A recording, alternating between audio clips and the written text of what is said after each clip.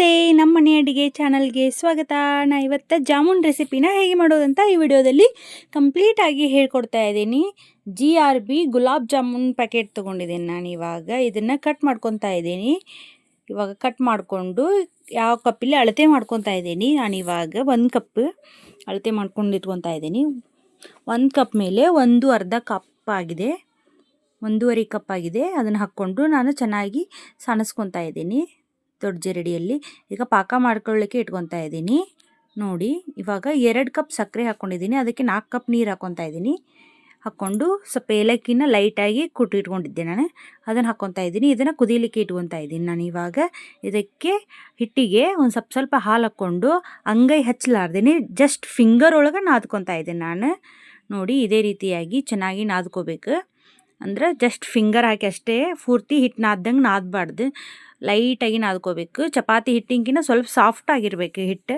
ಅದೇ ರೀತಿಯಾಗಿ ನಾದ್ಕೊಂಡು ಸ್ವಲ್ಪ ಎಣ್ಣೆ ಹಚ್ಕೊಂಡು ಇಲ್ಲ ಅಥವಾ ತುಪ್ಪ ಹಚ್ಕೊಂಡು ಮೇಲೊಂದು ಪ್ಲೇಟ್ ಮುಚ್ಕೊಂಡು ಇದನ್ನು ನೆನೆಯಲಿಕ್ಕೆ ಇಟ್ಕೊಳ್ಳೋಣ. ಇವಾಗ ಪಾಕ ಕುದಿಯಾಕತ್ತಿದೆ, ಚೆನ್ನಾಗಿ ಕುದೀತಾ ಇದೆ.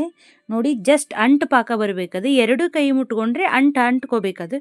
ಅದೇ ರೀತಿಯಾಗಿ ಅಂಟು ಪಾಕ ಬರಬೇಕು. ನೋಡಿ, ಇದೇ ರೀತಿಯಾಗಿ ಎಳಿ ಅಲ್ಲ, ಅಂಟು ಪಾಕ, ಜಸ್ಟ್ ಕೈಗೆ ಅಂಟ್ಕೋಬೇಕು. ಅದೇ ರೀತಿಯಾಗಿ ಬರಬೇಕು ಪಾಕ. ಚೆನ್ನಾಗಿ ಕುದಿಯಲ್ಬೇಕದು, ಪೂರ್ತಿ ಹೈ ಫ್ಲೇಮ್ನಾಗ ಇಟ್ಟು ಕುದಿಸಿ. ಇವಾಗ ನೋಡಿ, ಹಿಟ್ಟು ನೆನೆದಿದೆ ನಮ್ದು.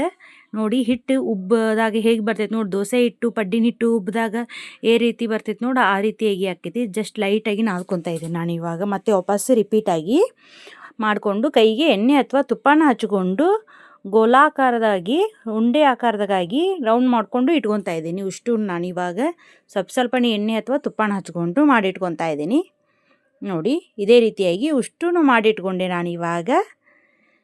ಇವಾಗ ಎಣ್ಣೆ ಕಾಯಲಿಕ್ಕೆ ಇಟ್ಕೊಂಡಿದ್ದೆ ನಾನು. ಜಸ್ಟ್ ಮೀಡಿಯಮ್ ಫ್ಲೇಮ್ನಲ್ಲೇ ಇಟ್ಕೊಂಡು ಒಂದೊಂದಾಗಿ ಎಣ್ಣೆ ಕಾದಿದೆ ಇಲ್ಲೋ ಅಂತ ಒಂದು ಸಣ್ಣ ಇದನ್ನು ಬಿಟ್ಕೊಂಡು ನೋಡಿಕೊಂಡೆ.